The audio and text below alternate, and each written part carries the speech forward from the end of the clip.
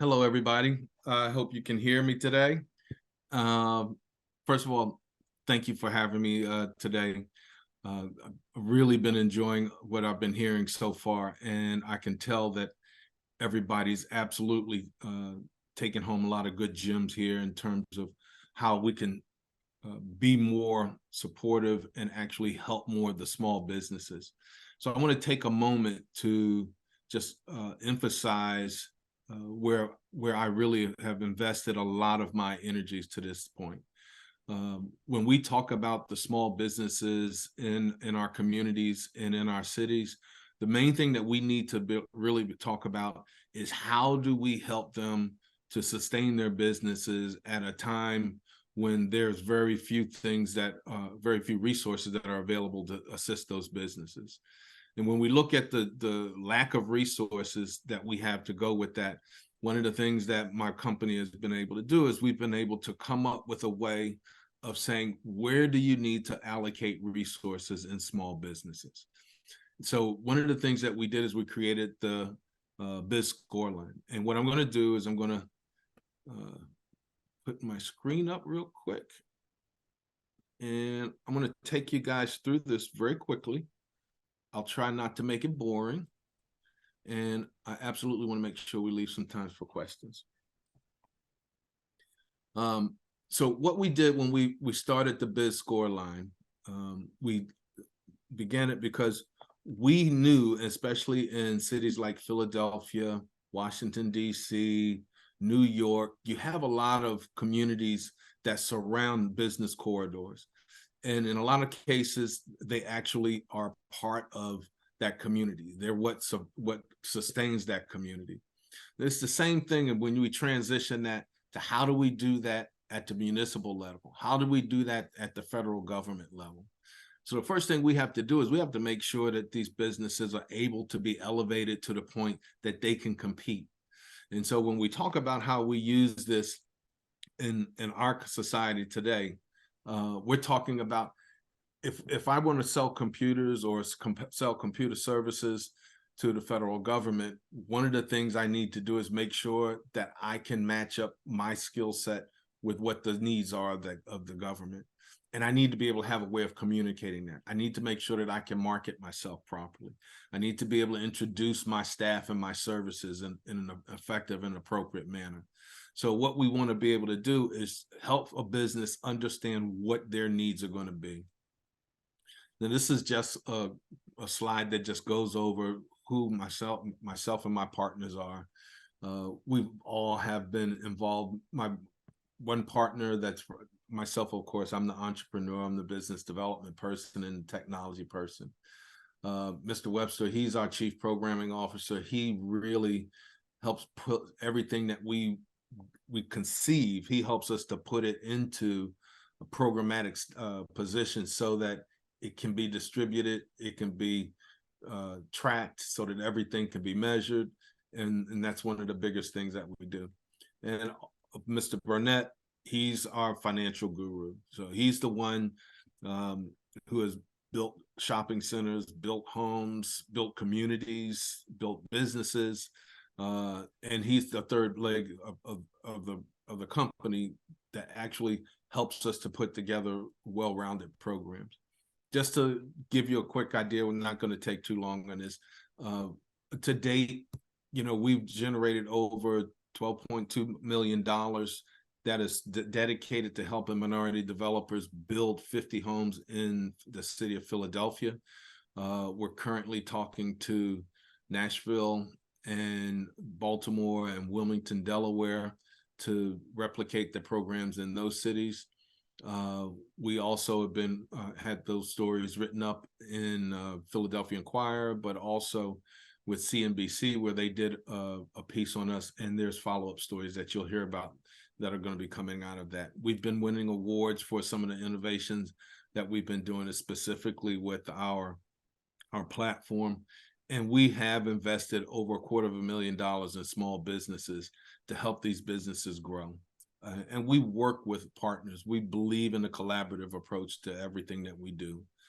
One of the biggest statistics that I want to be able to have everybody understand is the small businesses that were decreased by over 24% following the pandemic. And believe it or not, very few of those businesses have been able to come back at this point in time. And what was hit most was in the Black and brown communities. And we're talking about trying to find ways to bring those numbers back to pre-pandemic levels.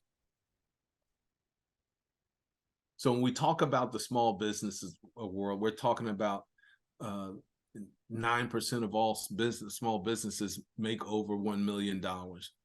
We're talking about 82% of small businesses fail just because of cash flow issues. These are things that are fixable.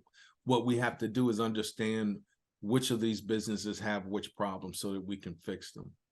So when we look at why businesses fail, 82% because of cash flow, 42% because of lack of demand, 23% because of lack of talent, and then poor marketing at the bottom.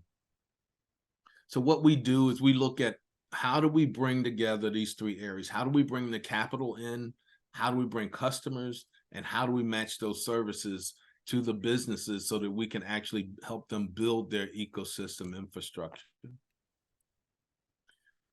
So how do we do that? We do that with our small BizScoreLine platform.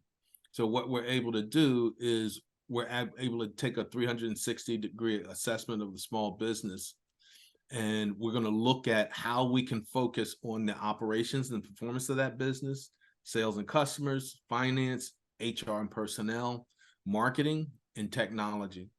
And so when we look at these 6 areas for each of these businesses, what we're able to do once we've actually we're going to collect, well, probably around 250 data points on each business.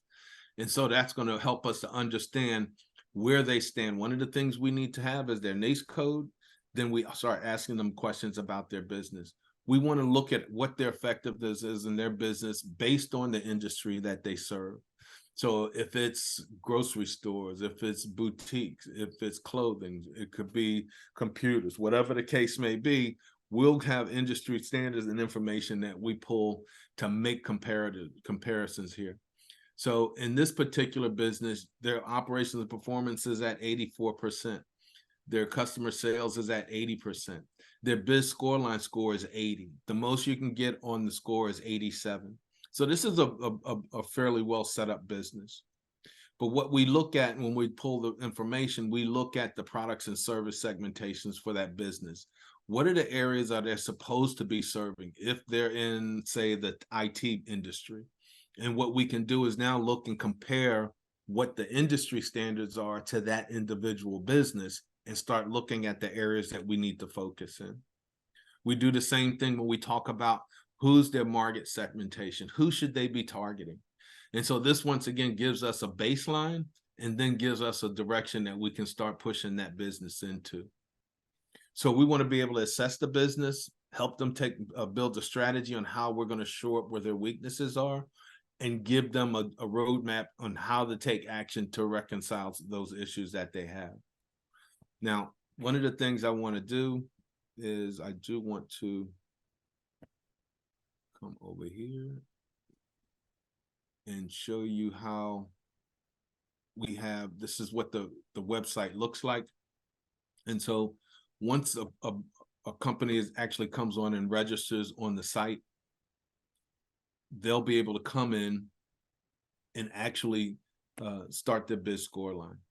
And one of the things that we've done here is we've set it up so that we're going to ask them 3 basic questions. What this does is if they answer no to any of these questions, then it's going to put them in the ideation phase of a business.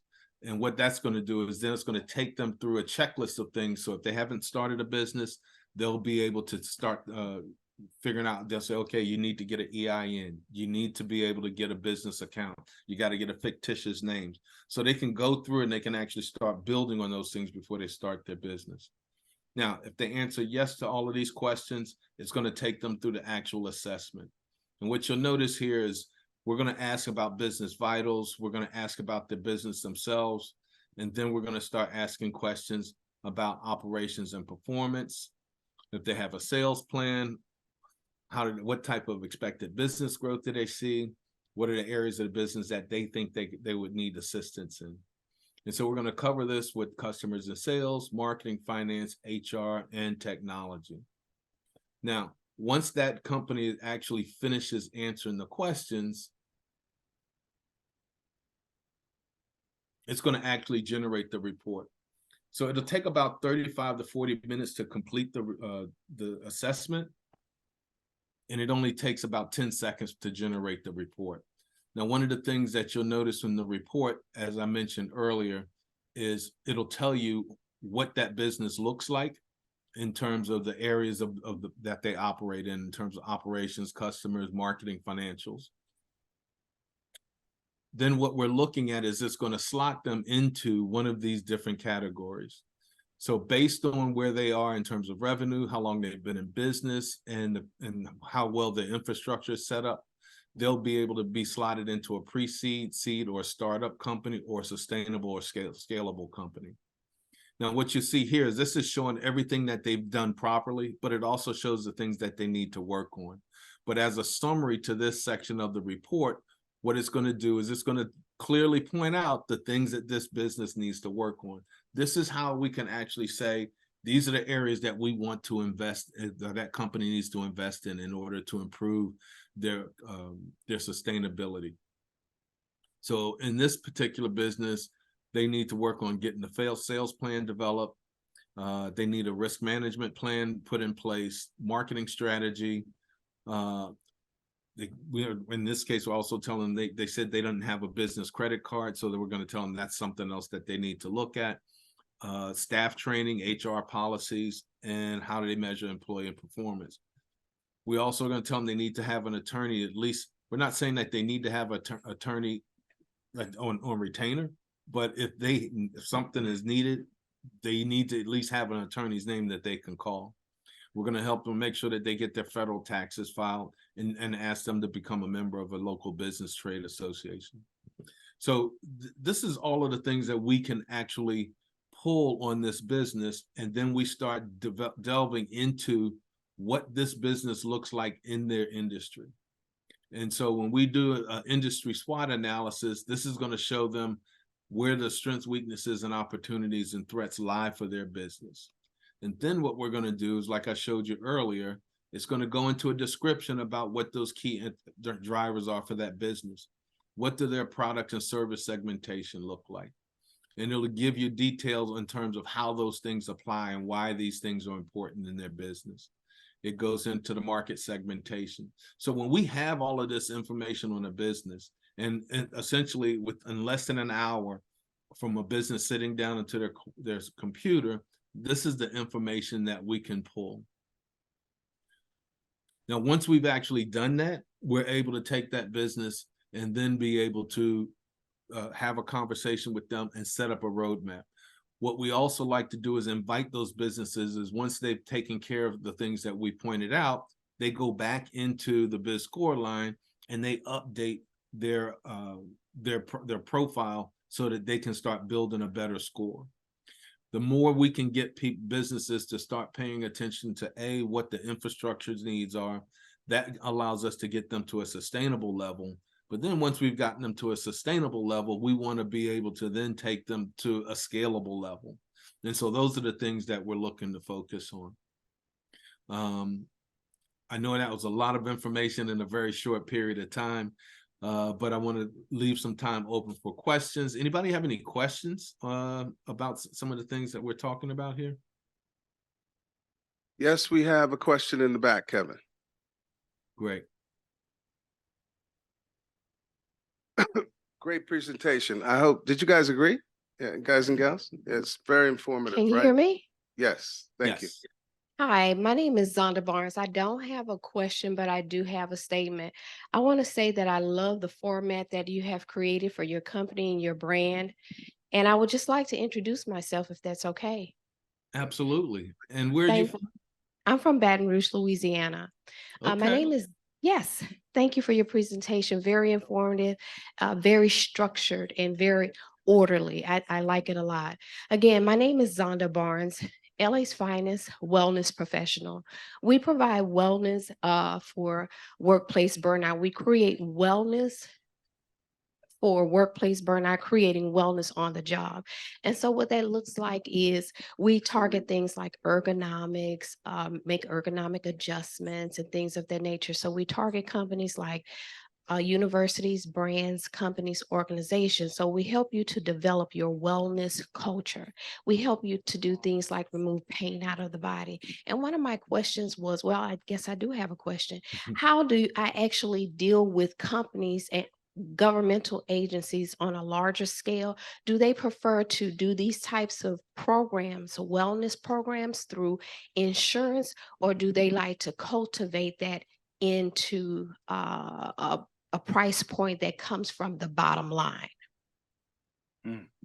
Well, you know, that's actually a good question. And I think it's going to vary. But when we look at some of the larger government entities, Yes, a sir. lot of that is going to be through what we call an ESG program, because Okay. there's certain things that businesses can do that actually do associate with wellness in the workplace that are going to help the people be more productive, and it's going to decrease the amount of time that people are out of the office. Correct. And Yes. so when those things are focused on, it does become a part of what a lot of the government and large companies would be looking at in terms of finding practical ways to accomplish that. Yes.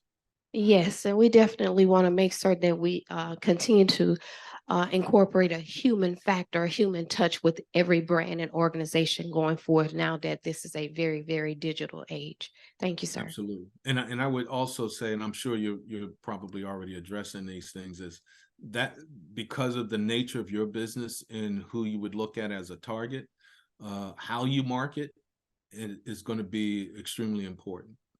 And so you're going to have to look at that and really make sure that you trace that and track that in a manner that you can start looking at how what's more effective and how it's actually growing your business.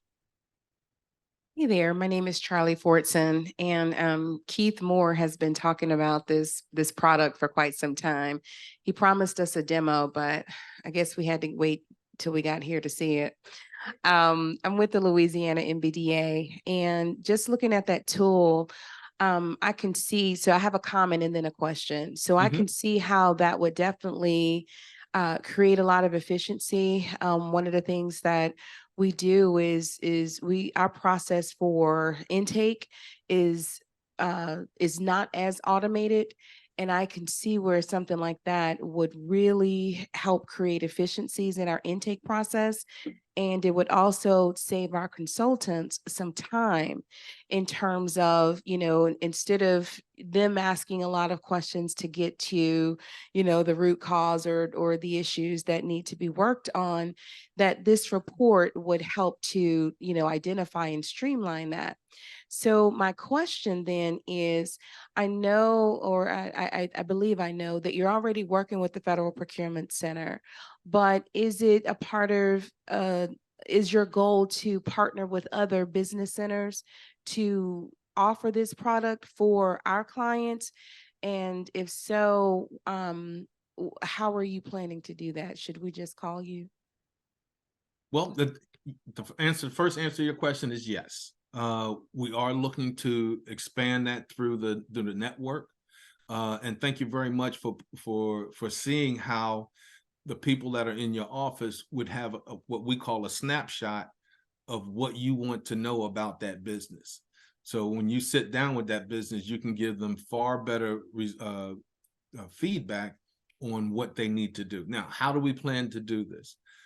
Following this event here, I will be sitting down with Keith, and we'll be talking about how we set up additional introductions to talk about how we can actually onboard and get more of the departments involved.